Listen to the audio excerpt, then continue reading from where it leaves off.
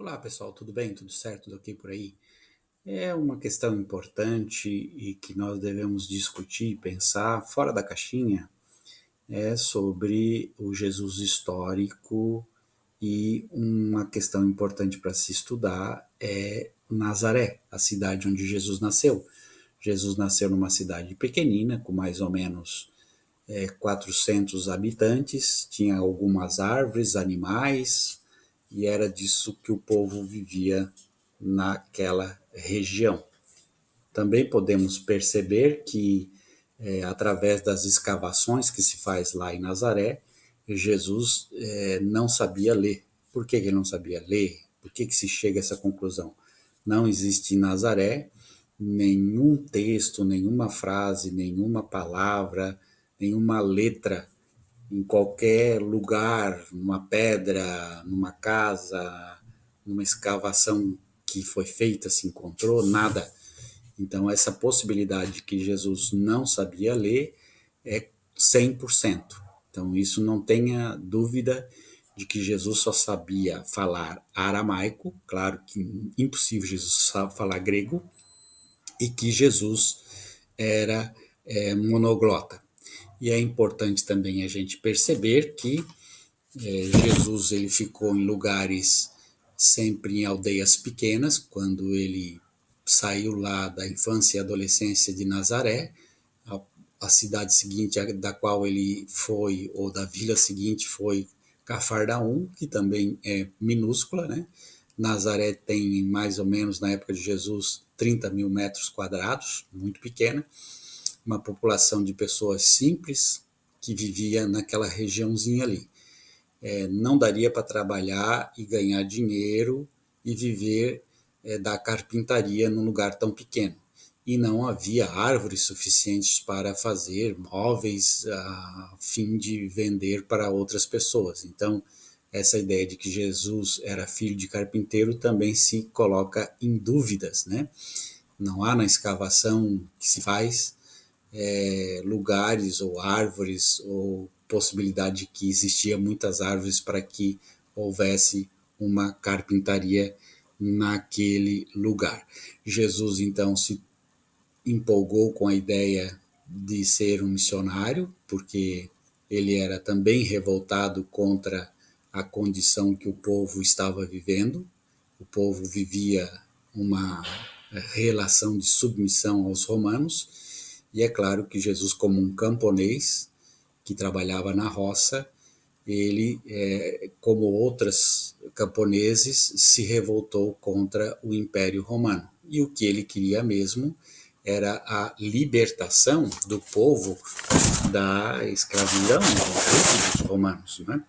E por isso, Reza Aslan, no seu livro Zelota, a Vida e a Época de Jesus de Nazaré, ele diz que Jesus é um líder revolucionário judeu com a ambição de ser rei dos judeus prometido pelas escrituras hebraicas. O que ele queria era a expulsão do Império Romano de Jerusalém e de toda a terra para que a terra prometida fosse realmente dada a Israel, a Deus. Corrobora também com Reza Aslan o John Dominic Grossan. Ele também é um escritor importante, né? Aslan, Reza Aslan era, eu acho, muçulmano, que se converteu ao cristianismo e depois voltou a ser muçulmano. Reza Aslan era, eu acho que era isso. Então nós podemos perceber que Jesus de Nazaré realmente a possibilidade de que ele pudesse ler é bastante pequena. Uma outra questão importante de Jesus de Nazaré é que ele pregou em pequenas cidades, em pequenos vilarejos, né, em pequenos vilarejos, falou dessa possibilidade de libertação, trouxe lá o Antigo Testamento, de ouvir de alguém, se aproximou de João Batista, foi batizado no Rio Jordão. O batismo de João Batista era do perdão dos pecados, da remissão dos pecados, da conversão. Então, se Jesus foi batizado no Rio Jordão, que isso pode ser histórico, se Jesus existiu, é claro, Jesus tinha pecados, né? Ele foi lá para se batizar porque tinha pecados. Então, essa ideia de que Jesus foi para, porque a teologia inventa para tentar mudar esse rumo histórico, é bobagem, né? Jesus foi ser batizado. João batizava para a remissão dos pecados, para mudar a vida das pessoas. Era um batismo de conversão. E Jesus foi fazer isso, né? Senão haveria questionamentos, né? Por que o Filho de Deus foi batizado, tal, não sei o quê, dos seus seguidores. Não houve, porque Jesus realmente foi fazer o que mandava os seguidores de João Batista. Batismo de conversão, de pedir perdão dos pecados, de mudar de vida, de ser um revolucionário. E foi isso que Jesus fez. Aí é claro que no texto bíblico é acrescentado lá que depois do batismo abriu-se o céu e uma pomba e disse: esse é o meu filho bem amado. Bom, isso é teologia, isso é invenção, isso não existiu. Essa questão mística extraordinária não existiu. É invenção dos escritores bíblicos para que você pudesse entender que Jesus era maior do que João Batista. Era preciso de uma documentação, de uma prova de que Jesus fosse maior do que João Batista. E como que ele seria maior? Ele seria maior se Deus dissesse que ele era maior. E foi isso que aconteceu. Mas Jesus foi declarado maior quando a, a pomba lá, o Espírito Santo, disse que Jesus era o Filho bem amado de Deus. Então, essa frase é uma frase interpolada, é uma frase colocada ali para demonstrar, para que as pessoas entendessem que Jesus era maior do que João Batista. E aí, claro, João Batista morre e Jesus tem aí então simpatia dos seguidores de João Batista e se torna aí um revolucionário, não é, com um número maior de seguidores. E aí ele começa a ir para Cafarnaum, para outras cidadezinhas pequeninas, pregando essa possibilidade de libertação e de implantação do reino de Deus, retirando os judeus da terra prometida. O que Jesus fez, muitos fizeram, não foi só Jesus que fez, não foi só uma ideia de Jesus. Muitas pessoas se disseram salvadores, libertadores, se disseram Messias e foram mortos, crucificados como Jesus.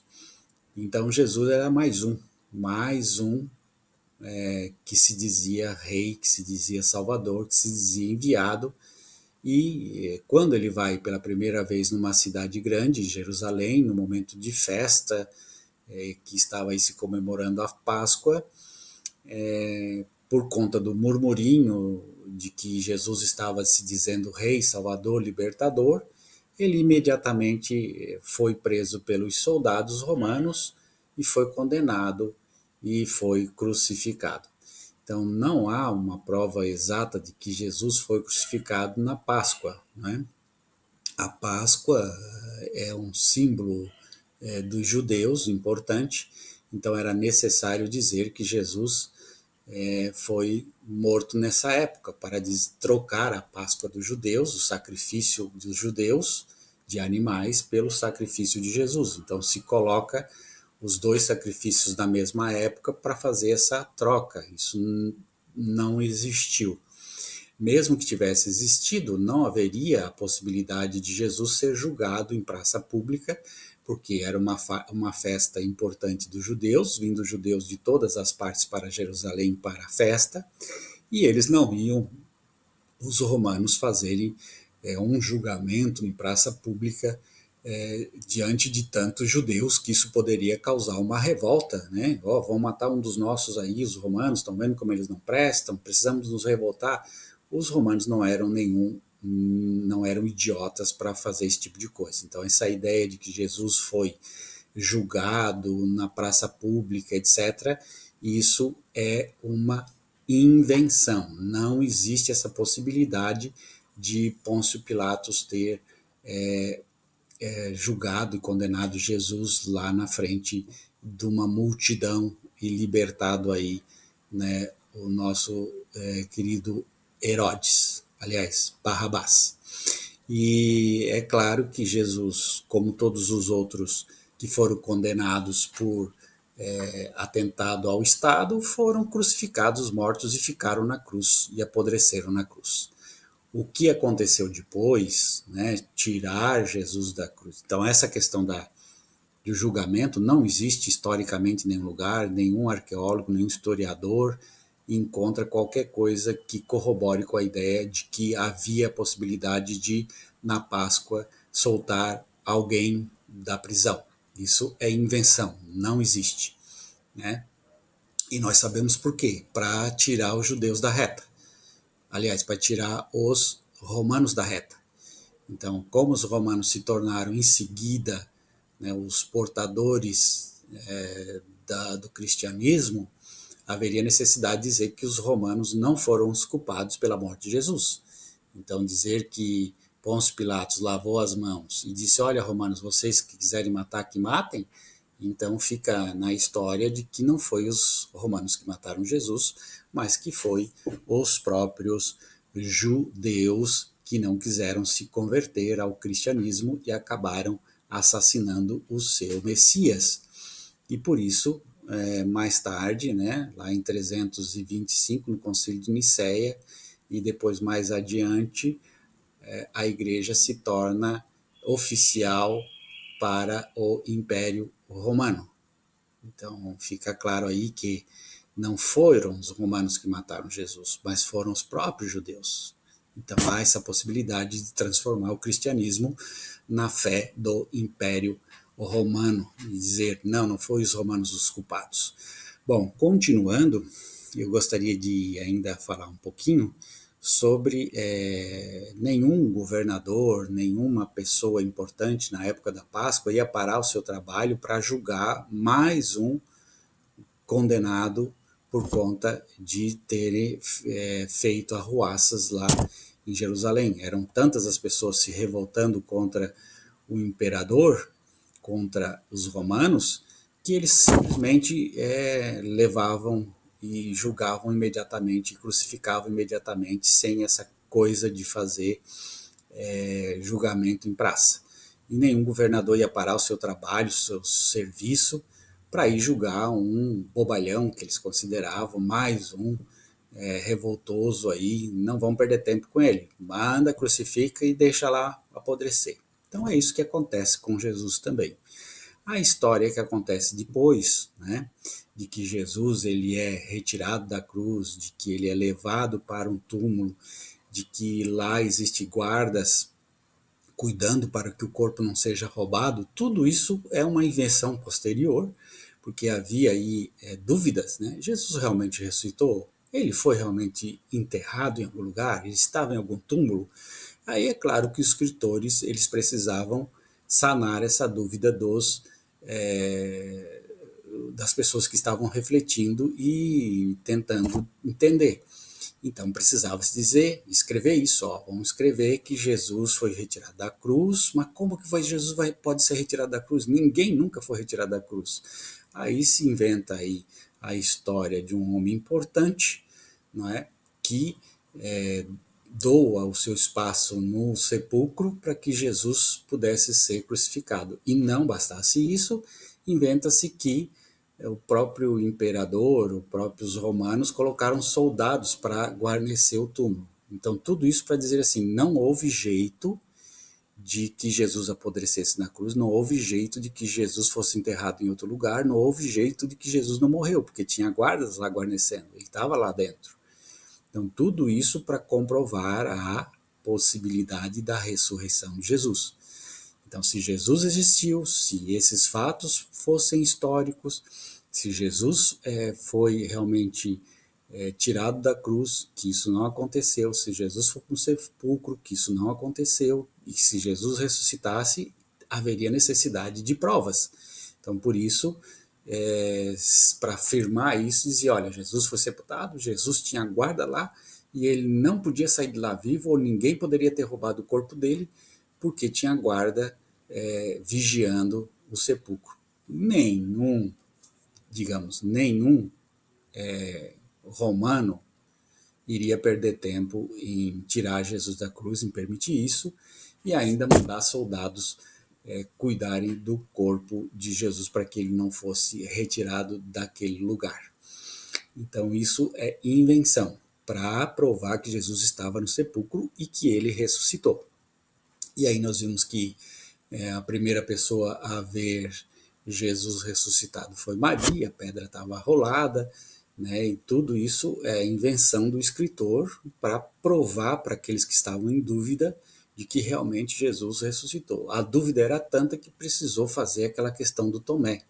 Olha, Tomé, põe o dedo aqui e veja com teus próprios olhos que eu ressuscitei, né? Porque muita gente estava duvidando de Jesus. Então precisou se escrever essa historinha de Tomé também para ajudar a crença de que Jesus ressuscitou.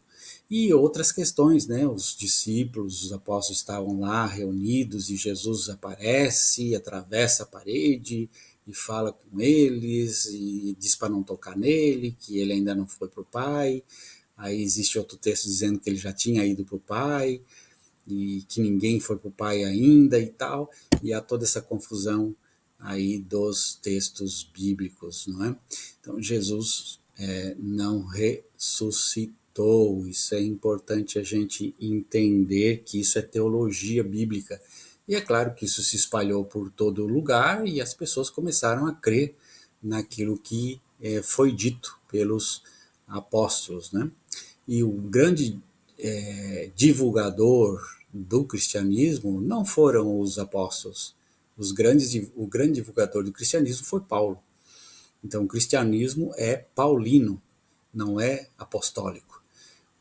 Paulo, quem foi aquele que disseminou o cristianismo do seu jeito de pensar, do seu jeito de idealizar o cristianismo por várias regiões, né? Paulo aí tem essa visão esquizofrênica de que viu Jesus e caiu do cavalo e conversou com Jesus, e a partir daí houve a conversão, e tudo que ele soube de Jesus não foi pelos apóstolos, ele mesmo diz, nem foi por nenhum seguidor de Jesus. Tudo que ele sabe de Jesus foi por experiência que ele teve com Jesus, né? Então Paulo simplesmente não era bem aceito entre os apóstolos, né? São Pedro, na carta de Pedro, diz que Paulo era um irmão, mas não era apóstolo. Paulo mesmo que se diz apóstolo e que não foi aceito como apóstolo. Então, se eu não fui aceito como apóstolo em outros lugares, que eu seja aceito como apóstolo aqui para vocês, os romanos. Então, nós vimos aí que havia uma grande discordância entre Paulo e os apóstolos que sobraram. Então, a igreja toda ela é paulina, né? Sem as cartas de Paulo, parece que a igreja ficaria capenga, né? Não seria como ela é hoje. Então é importante também dizer que Jesus, eu disse que ele era analfabeto, e aí nós temos dois textos bíblicos que dizem que Jesus leu a Bíblia, né? Que ele teve contato com as Escrituras. Pois bem, o primeiro texto é de Lucas, capítulo 4, versículo 16 a 24. Quando Jesus era lá novinho, ele foi lá no templo em Nazaré e ele leu o texto de Isaías para as pessoas. Bom, primeiro nós temos que entender que nas escavações a arqueologia não encontrou nenhum templo em Nazaré. Não existiu templo em Nazaré. Então, para perceber que quem inventou a história de ter um templo em Nazaré foi o escritor bíblico. Uma outra questão: textos bíblicos eram muito difíceis de se possuir, porque eram muito caros. E agora, dizer que Jesus desenrolou o livro de Isaías, que era um dos maiores textos que tinha, um dos mais caros que tinha, era impossível, um lugarzinho com 400 pessoas, que não tinha sinagoga, né? Tudo mostra que, as evidências mostram que não tinha sinagoga. Como que ia existir nesse lugar de lavradores, de camponeses, um texto de Isaías? É impossível. Então isso é uma invenção, colocar na boca de Jesus ou no texto bíblico essas condições que eram impossíveis na época. Então, não existia sinagoga em Nazaré e era impossível aquele lugarzinho de pessoas pobres camponeses terem acesso ao livro de Isaías. Então, isso é importante a gente saber, não é? E então, Jesus ter lido naquela época é quase que impossível, né? Ler em grego pode simbolizar também decorar. Então, poderia ser que, se existisse essa possibilidade de ter esse texto lá, Jesus teria decorado o texto, né? E Jesus não sabia ler em grego, então Jesus decorou o texto em hebraico. Como é que foi decorado esse texto? Se Jesus só sabia ler em aramaico e o texto era hebraico, existe a possibilidade que Jesus tenha lido? Não, existe a possibilidade que Jesus tenha decorado. Se existisse a possibilidade, mas essa possibilidade é remota de que Jesus possa ter lido alguma coisa em Nazaré, sua cidade, né? É impossível.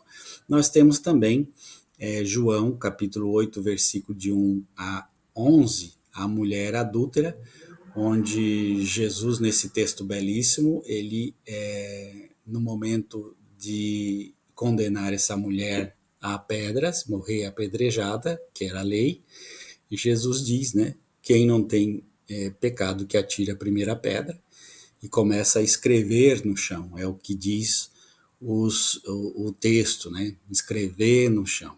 Então, os manuscritos, é importante a gente se ater, colocar o pé no chão e perceber e estudar. Os manuscritos mais antigos, do século I, do século II, do século III, do século IV, este texto, essa perícope, essa mensagem, essa passagem bíblica não existe.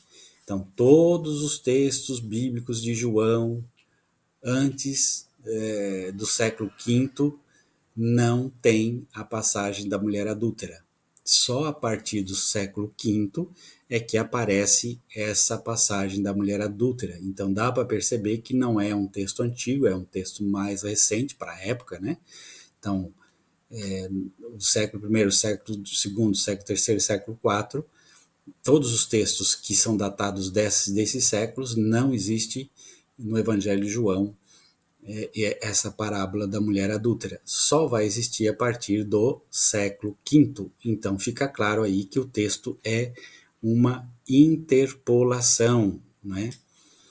É muito interessante a gente entender isso, que o texto de Jesus conversando com os judeus que estavam a fim de apedrejar aquela mulher é um texto interpolado, um texto inventado, um texto que não estava nos primeiros escritos.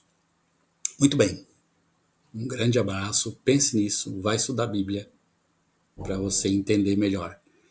Você diz que ama o teu Deus, que é seguidor do teu Deus, e eu te pergunto, você lê a Bíblia? Você interpreta a Bíblia? Você estuda a Bíblia? Se você se diz cristão e amar a Deus e nunca lê a Bíblia ou não leu a Bíblia, você é um hipócrita mentiroso. Saia da caixinha.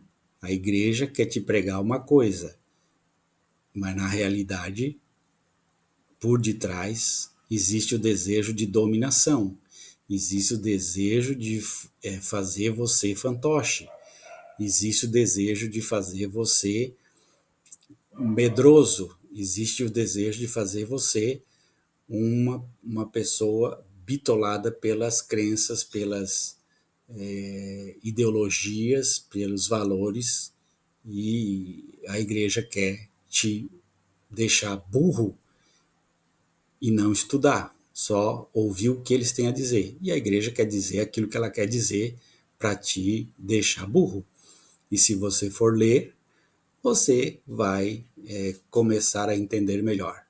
Na maioria das vezes, os ateus são pessoas que leem, que estudam a Bíblia. E os cristãos são aqueles que não leem. E cristãos que leem, ou pessoas que leem a Bíblia em profundidade, exegese, hermenêutica, e aprofundam as leituras, e a arqueologia, consciência, chegam a conclusões extraordinárias. Um grande abraço, tchau.